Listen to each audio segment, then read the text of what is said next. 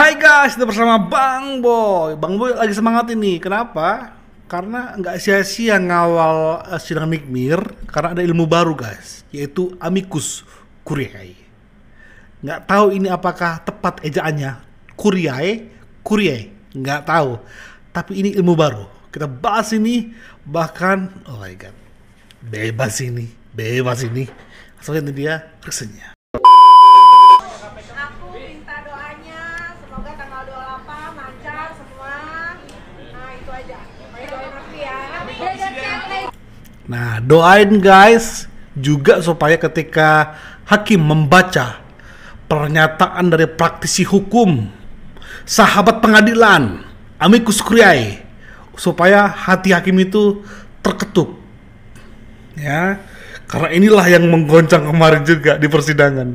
Bertubi-tubi loh guys. Pasti belum tahu, belum kenalan ya. Dan itu mereka, oh my god, tatapannya kepada ketiga hakim itu luar biasa. Mamski lihat, beliau seperti ini nih, melihat begini. Beliau begini, dilihat terus di begini. Wow guys, dan alhamdulillah Bapak Hakim menerima apa yang akan disampaikan oleh pemerhati hukum. Yes. Seperti apa ekspresinya? Begini guys. Kami mau menyampaikan ada pemerhati hukum. Ini dia guys. Us. Bang Yamim. Ya, oh tulisannya Pak Yamin. Iya. Yamim. Guys, Belum lagi yang di belakangnya guys. pemerhati hukum Wih, guys. sadis. Ya udah balik tuh hukum guys. Sadis lagi. Senyum gitu loh. Betul-betul sahabat pengadilan. Ya, orang yang peduli akan kasus hukum dan nggak mau hakimnya nanti akan mendapatkan masalah. Senyumnya membawa damai kan? Beda kan senyumnya membawa damai ini kan? Beda kan? Nampak berisi kan? Tergetar nggak itu suasana hati hakim ya dengan senyuman ini, senyuman ketulusan. Wih. Amicus curiae yang terdengar di persidangan Nikita Mirzani sebelum persidangan Nikita Mirzani acara duplik kemarin ditutup, tim kuasa hukum daripada Nikita Mirzani mengajukan amicus curiae ini. Dan apa sih amicus curiae ini? Ini yang kita mau bahas sekarang ini ya. Amicus curiae itu berasal dari bahasa Latin, kan artinya adalah sahabat pengadilan, the friend of court. Nah, arti daripada amicus curiae itu adalah sebenarnya adalah pengajuan permohonan kepada pihak ketiga di mana ini di luar daripada perkara itu sendiri, supaya menjadikan pengadilan itu berpikir atau memutuskan secara objektif. Tentunya amicus curiae ini tidak berdampak yang signifikan bagi terdakwa, artinya bahwa tidak akan mengubah daripada tuntutan ya.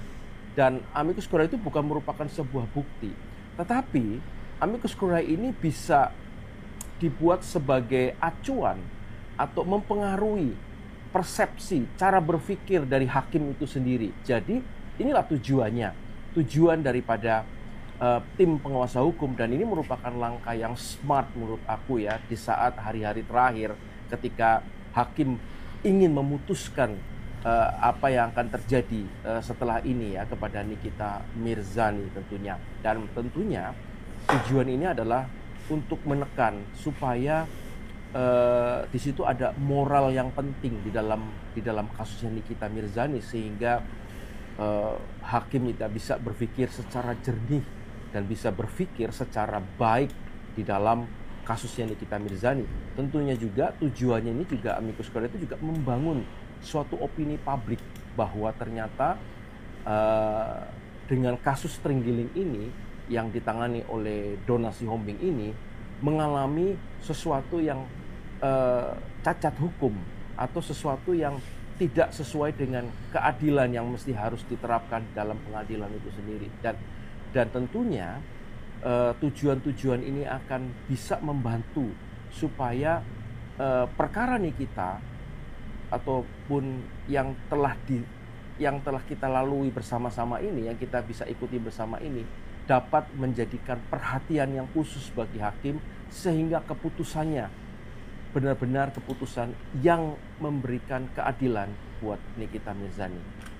Jadi simpelnya adalah bahwasanya amicus curiae ini itu adalah orang di luar terdakwa, di luar penuntut, ya.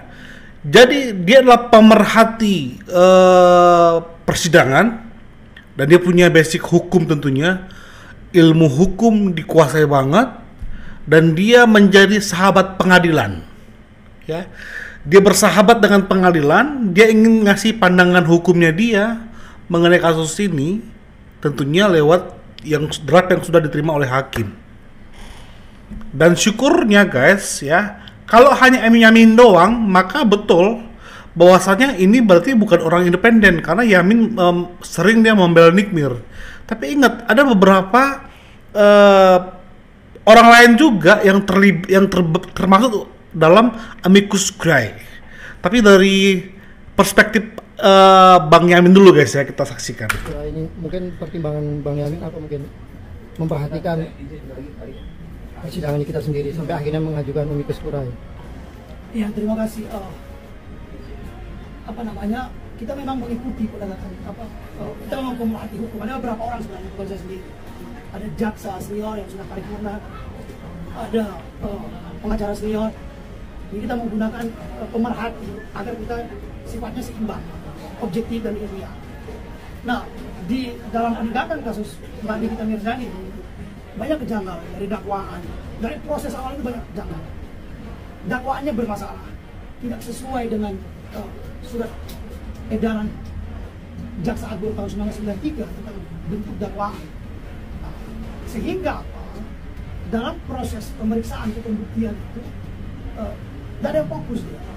Coba bayangkan, terdakwa disebut saksi, padahal terdakwa dan saksi itu berbeda. Keterangan terdakwa itu tidak bisa disebut sebagai kesaksian, keterangan yang tidak bisa bersifat tunggal, harus disatukan dia dengan sesama, seimbang sama nggak dia dengan sesama terdakwa, bukan dengan saksi pelapor. Jadi bermasalah, semuanya bermasalah. Pasal yang didakwakan, contoh Ismail itu sepanjang pemeriksaan ya, proses dakwaan itu tidak pernah ditemukan Ismail itu melakukan pelanggaran undang-undang itu, namun dia didakwa dan dituntut dengan pasal itu. Sebaliknya, Mbak Nikita Mirzani tadi kita dengar tidak pernah terlibat dalam 369 secara langsung mengancam untuk mencemarkan nama baik si saksi pelapor, tapi digunakan dakwaan. Kan sudah ada 55 dan demi penyertaan terus serta. Nah, semangat itu sebenarnya kita merindukan adanya penegakan hukum yang baik. Justitia kronika di unam morta annunciata, katanya kan begitu. Usahanya hukum dan matinya keadilan, karena penegakan hukum itu jauh dari prinsip-prinsip hukum. Tadi kita mendengar Bang Galit, tim hukum, menggunakan asas in criminalibus probationes vedet esse lucra clariores. Probationes itu artinya kan bukti, tapi kita lupa bahwa kata probationes itu lahir dari dua akar kata, proba dan probus. Proba artinya bukti, probus artinya kejujuran. Jadi kebenaran dan keadilan itu dua tunggal. Tanpa kejujuran tidak akan mungkin ada keadilan. Selanjutnya kita lihat bagaimana jaksa yang menyerang pribadi. Ya, jaksa menyerang pribadi seorang terdakwa, menyerang pribadi pengacara tim hukum. Itu kan buruk banget. Itu memalukan sebenarnya dalam tradisi penegakan hukum. Sebagai jaksa negara, pengacara negara, itu buruk banget. Orang yang dia cerca itu, orang yang dia cerca, ledek atau degradasi, orang yang membayar pajak yang menggaji dia. Betul kan? Yang Bang mulai bilang kemarin, dia itu perwakilan negara tapi menghina rakyat. Kalau bagaimana lebih detail dia, rakyat yang membayar pajak untuk menggaji dia. TOP-BGT, ini TOP-BGT banget. Oke, siapa-siapa lagi kan Bung Yamin? Coba kita dengarkan dari ini guys ya. Selamat datang di PT saya, PT-nya Mama ya. Di persidangan Nikita Mirzani hari Kamis kemarin kemarin ini adalah gong dari segala persidangan dari awal sampai akhir. Ini adalah satu pukulan hebat saya kira di sana di persidangan yang terakhir itu yang kemarin yang dilakukan kemarin. Sebelum Bapak Hakim mengetok palu, untuk menutup yang namanya persidangan, PH dari Nikita Mirzani menyampaikan bahwa telah hadir seorang pemerhati hukum yang kita ketahui, Bapak Ferry Juan, dan aku mau diketawa aja kalau gini, mau diketawa. Di mana pemerhati hukum ini mengajukan amicus curiae, yang berarti mengajukan pendapat hukum. Kemudian Bapak Hakim menanyakan pendapat tentang kepada JPU, kemudian JPU menolak, dan dengan sigap PH dari Nikita Mirzani mengingatkan kembali bahwa JPU tidak perlu untuk dimintakan pendapatnya tentang itu, karena itu adalah sudah menjadi proses di mana pemerhati hukum ini adalah sahabat hukum, kan begitu ya. Oke lah, mau gimana lagi, ini akan menjadi babak baru untuk kedepannya setelah Bapak Hakim melihat siapa pemerhati hukum yang memberikan identitasnya dan sudah ada komplit yang ditujukan kepada persidangan dan tidak bisa basa-basi lagi. Dan kemudian setelah sidang ditutup, serasa perubahan di wajah Bapak Hakim saya lihat juga. Ini saya ibu rumah tangga ya, saya melihat agak sedikit perubahan. Mungkin Bapak Hakimnya juga lelah ya dari persidangan berbulan-bulan yang tidak selesai-selesai. Kemudian perubahan dari sang JPU, di mana seorang Nikita Mirzani mengulurkan tangannya dan dia tidak mau menyambut itu. Berarti di sini kita bisa melihat sebagai pecinta drama Korea,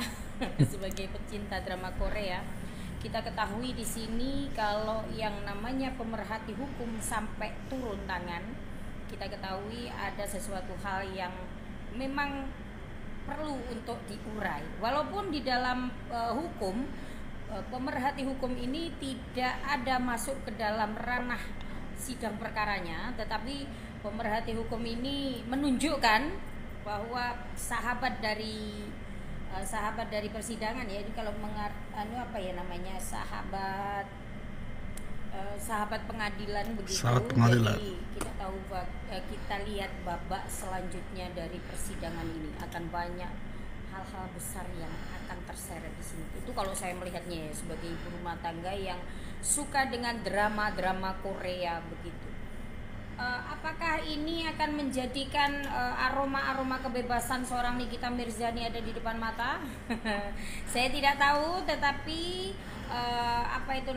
data yang diberikan kepada majelis hakim, di mana sampai JPU saja dengan respek yang begitu dongkol mungkin ya, Nikita Mirzani mengulurkan tangannya dan dia tidak mau menerima itu. Kita lihat dari tragedi terenggiling yang diungkapkan di situ, sampai beberapa hal, saya yakin ini persidangan ini akan membuka dari kasus-kasus yang lain seperti itu. Bagaimana dengan nasib DRG? Kita lihat aja nanti bagaimana persidangan di hari tanggal 28. Yes, DRG gimana kemungkinannya Bang Boy? Ada yang terbaru guys, ternyata DRG itu hanya korban juga sebenarnya dari circle-circle para mafia. Jadi ada orang yang juga mendorong DRG untuk melaporkan Nikmir supaya tangannya mereka bersih. Sama itu ada DR juga, dokter juga. Tapi itu next konten deh. Karena abis ini Bang Boy akan bahas mengenai yang JPU menolak disalamin. Kita upload abis ini. Thank you. Bye-bye.